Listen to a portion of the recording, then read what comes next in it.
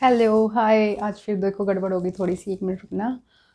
अ, तो आज मैं वसुधा फिर से आप लोगों के सामने अपनी साइकोलॉजी की क्लास लेके आ गई हूँ और बहुत ही इंटरेस्टिंग टॉपिक जो है हमारा वो हम अभी करने जा रहे हैं। अच्छा, तो आप लोग बोलोगे कि मैम आपकी तो हर बार यही होता है कि इंटरेस्टिंग, हर बार इंटरेस्टिंग टॉपिक होता है। एक्चुअली इंटरेस्टिंग किस लिए है, क्योंकि देखो जब हम साइकोलॉजी पढ़ रहे हैं तो ऑब्वियसली हम लोग अपने बारे में जान रहे हैं। तो अभी तक हम ब्रेन पढ़ रहे थे, ब्रेन में हमें पता चल रहा था कि कौन सा इमोशन कहाँ कैसे क्या वर्कआउट करता है। तो वो भी पढ़ना हमारे लिए इंटरेस्टिंग था ना, हमें अच्छा लग रहा था ना कि हमें ये पता चल रहा था कि अच्छा पॉजिटिव इमोशन यहाँ से फील होते हैं, नेगेटिव इमोशन यहाँ से फील होते हैं। नींद आती है तो कहाँ कौन से वाले पार्ट से आते हैं, सपने आते हैं तो कहाँ से आते हैं, ये सब कुछ पढ़ना इंटरेस्टिंग था ना हमारे लिए।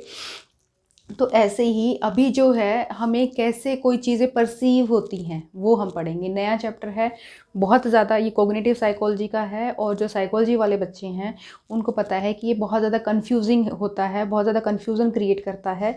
तो इसीलिए स्मॉल स्मॉल टॉपिक्स में लेके आऊँगी और स्मॉल स्मॉल टॉपिक्स को हम आराम आराम से पढ़ेंगे, बिकॉज अभी आपकी वैकेंसीज नहीं आई हैं।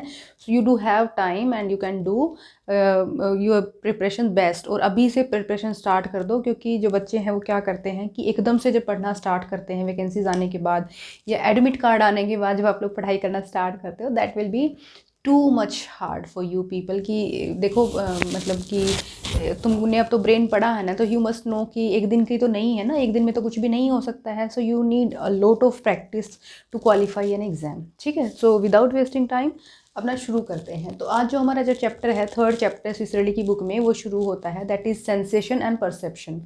ठीक है, तो सेंसेशन क्या होती है और परसेप्शन क्या होता है। परसेप्शन के बारे में बाद में पढ़ेंगे, क्योंकि परसेप्शन से पहले हमारा जो स्टेप आता है सेंसेशन का। क्योंकि तुम लोग अब ब्रेन पढ़ चुके हो, न्यूरॉन्स पढ़ चुके हो, तो तुम लोगों को एक बेसिक उनको क्लैरिटी आ गई है कि हम चीज़ों को सेंस कैसे करते हैं, कैसे मैसेज जाता है और कैसे ब्रेन को पता चलता है और कैसे हम रिएक्ट करते हैं चीज़ों को लेकर। ठीक है, तो अभी बेसिकली हम लोगों को क्या करना है कि अब हमें क्या करना है, सेंसेशन। ठीक है, तो सेंस कैसे होती है, न्यूरॉन्स के थ्रू पता चलता है ना। यहाँ पे कुछ हुआ, टच टच होने से, स्मेल से, देखने से, ऐसे ही सेंस होती है, ऐसे ही होती है ना।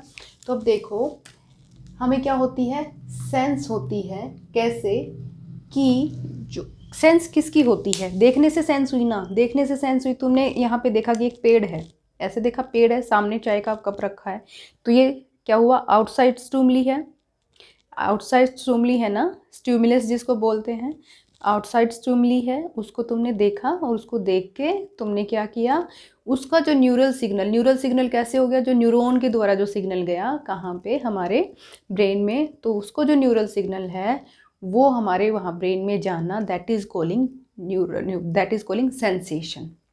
ठीक है, एक बाहर के स्ट्यूमली को, अब बिल्कुल सिंपल वर्ड्स में समझाती हूँ, ध्यान से सुनो।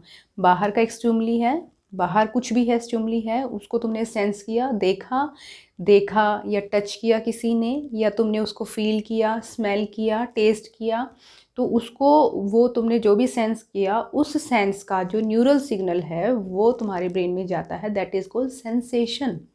ईजी है, ये क्वेश्चन नहीं आता, लेकिन ये यहाँ से शुरुआत होती है परसेप्शन की। ठीक है, तो ये हमारा हो गया परसेप्शन। ठीक है, सॉरी सेंसेशन। अब आता है ट्रांसडक्शन। ट्रांसडक्शन क्या होता है कि ये जो सेंसेशन वाला जो प्रोसेस है ना, सेंसेशन वाला जो प्रोसेस है, सेंसेशन वाला क्या प्रोसेस है, आउटर स्टूमली है, आउटर स्टूमली को देखा और उस स्टूमली का जो न्यूरल सिग्नल बना और मैसेज हमें मिला, उसको ही हम ट्रांसडक्शन बोलते हैं। उस प्रोसेस को ही वट वी वुड कॉल, हम बोलेंगे ट्रांसडक्शन। इजी है।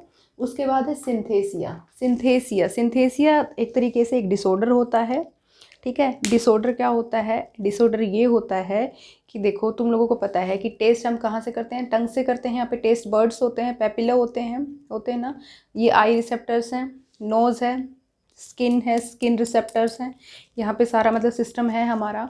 तो क्या होता है, ये एक तरीके से एक डिसऑर्डर क्रिएट हो जाता है हमारी बॉडी में, जब क्या होता है कि हम, सिग्नल तो हमें मिल रहा है, सेंस आउटर स्टिमुली तो हमें सिग्नल दे रहा है प्रॉपर, लेकिन हमारी बॉडी में कुछ ऐसी प्रॉब्लम्स क्रिएट हो जाती हैं जिसकी वजह से हम उस सिग्नल को प्रॉपर नहीं ले पाते हैं।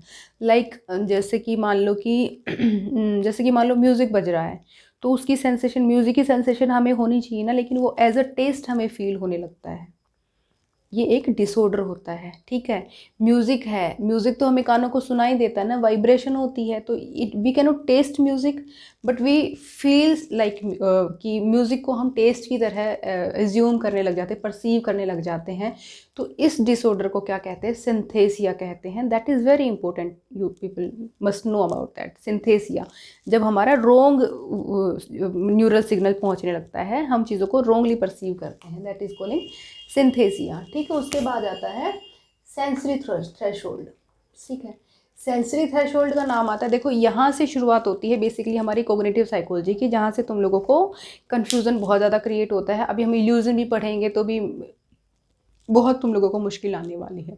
तो यहाँ से अब ध्यान से सुनो सारी चीज़ों को। सेंसरी थ्रेशोल्ड का नाम आ गया, तो थ्रेशोल्ड था ना, LM, सब्लिमिनल थ्रेशोल्ड है, एब्सोल्यूट थ्रेशोल्ड है, ये सारी चीज़ें। देखो जब हम अब तो मेरी PhD हो गई है, तो मैं अब शायद थोड़ा ओपनली बोल सकती हूँ। जब हम लोग MA कर रहे थे, जब हमें मैम पढ़ाती थी cognitive psychology, I don't want to tell you the name, मतलब ma'am was so good, ma'am is so good, ma'am का बहुत अच्छे से, लेकिन हम लोग इतने बुद्धू लोग थे या फिर हम लोग क्या थे, आई डोंट नो।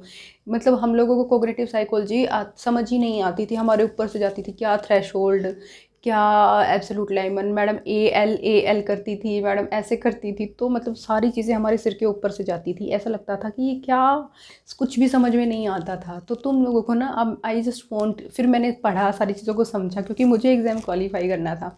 तो तुम लोगों को ना अभी हर चीज़ को ध्यान से सुनते चले जाना है। मैं तुम लोगों को जितना सिंपल वे में होगा उतना सिंपल वे में बताने की कोशिश कर रही हूँ, ठीक है। तो अब है सेंसरी थ्रेशोल्ड, ठीक है। ये सेंसरी थ्रेशोल्ड किसकी आया था? एक वो था ना वेबर फेकनर लॉ, इसको वेबर, ये पूरा वेबर फेकनर लॉ है, ठीक है।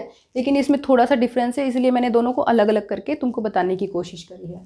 तो ये फेकनर का है, इसको फैचनर भी बोल देते, फेकनर भी बोल देते। इसका ईयर है 1795 to 1878, ठीक है। ईयर बताओ। इसको बोलते हैं जस्ट नोटिसिएबल डिफरेंस। अब देखो नाम पे जाओ, जस्ट JND बोला गया, जस्ट नोटिसिएबल डिफरेंस मतलब क्या कि दो स्टिमुलस हैं, ठीक है। दो स्टिमुलस में जहाँ से तुमको डिफरेंस महसूस होना शुरू हो जाए, वहीं पे ही उसी जो जहाँ से शुरू होगा ना तुमको डिफरेंस होना, उसी को ही JND बोला जाएगा। मैं समझाती हूँ दोबारा से। जैसे मान लो एक एग्जाम्पल है, पानी में चीनी को घोला गया, ठीक है। पानी में चीनी को, दो स्टिमुलस हो गए, पानी और चीनी दो स्टिमुलस हो गए। अब तुमने मतलब उसका पानी का जो है, तुमने उसको मीठा करके उसको तुमने पिया, लेकिन जब वो मीठा, तो कुछ शुगर के कुछ ग्रेन्यूल्स गए हैं, उसके बाद मीठा हुआ है। हो सकता है कि 50 ग्रेन्यूल्स गए हों, 100 ग्रेन्यूल्स गए हों, 20 ग्रेन्यूल्स गए हों, और उसके बाद वो स्वीट तुमको लगना शुरू हो गया पानी, ठीक है। लेकिन इससे पहले भी एक ऐसी स्टेज आई होगी कि कितने ग्रेन्यूल्स डालने के बाद, कितने शुगर के ग्रेन्यूल्स पानी में डालने के बाद तुमको उसका टेस्ट है वो मीठा आने लगा। पानी अब पानी ना रह के मीठा वाला पानी होना शुरू हो गया। वो जो स्टेज थी जहाँ से तुम उस डिफरेंस को महसूस करने लगे, उस स्टेज को हम बोलेंगे JND, जस्ट नोटिसेबल डिफरेंस। समझ में आया? इजी है, बिल्कुल इजी है। ध्यान से इस बात को रिपीट करके दोबारा से सुनना। इसको हम बोलेंगे जस्ट नोटिसेबल डिफरेंस, ठीक है। Smallest difference between two stimuli, जहाँ पे 50% ऑफ द टाइम जब तुम उसको नोटिस करना शुरू कर, जहाँ से हमें ये पता चला कि हाँ अब इसके बाद जो है शुगर का जो पानी का टेस्ट है वो बदलने लगा और शुगर का टेस्ट जो है वो आने लगा, ठीक है। सिंपल है ना। अब देखो, अब है वेबर्स लॉ। अब वेबर्स लॉ आता है। वेबर्स लॉ कब था? 1801 से 1887। इसको बोलते हैं एब्सोल्यूट थ्रेशोल्ड, ठीक है।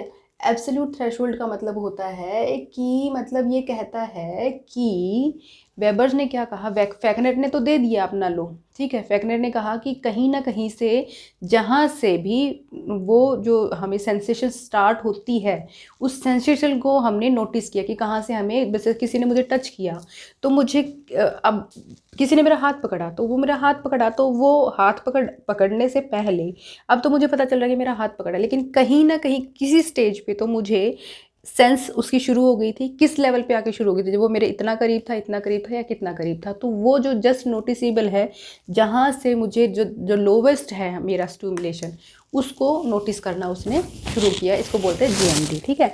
और उसके बाद आता है ये वेबर का लॉ। वेबर क्या कहता है कि what ever the difference between two stimuli, what ever the difference, कि दो स्टिमुली के बीच में कितना भी डिफरेंस होगा, लेकिन the difference will be always be constant, ठीक है। डिफरेंस हमेशा क्या रहेगा, कांस्टेंट रहेगा, ठीक है। तो इसने ऐसे बोला कि इसने कहा कि lower level of stimuli that is detectable, कि वो लोअर लेवल ऑफ जो स्टिमुली जो जिसको हम डिटेक्ट कर लेते हैं 50% ऑफ द टाइम, ठीक है। कि जो मतलब कि 50% ऑफ द टाइम हम स्टिमुली होता है और हम उसको डिटेक्ट करना किस स्टेज से शुरू करते हैं, उसको उसने बोला एब्सोल्यूट थ्रेशोल्ड, ठीक है।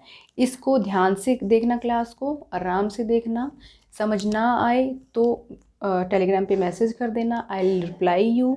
आराम से ध्यान से सारी क्लासेस को लेंगे। परसेप्शन में आगे ये जो चैप्टर है पूरा का पूरा सेंसेशन और परसेप्शन का, ये साइकोलॉजी में बहुत बहुत ज़्यादा इम्पोर्टेंट होता है, ठीक है। इसको आराम से सुकून के साथ तुम लोगों को पढ़ना है, समझना है।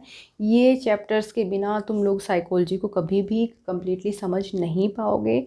सो कॉन्शियसली पढ़ो और आगे बढ़ते हैं, ठीक है। So thank you so much everyone, bye bye.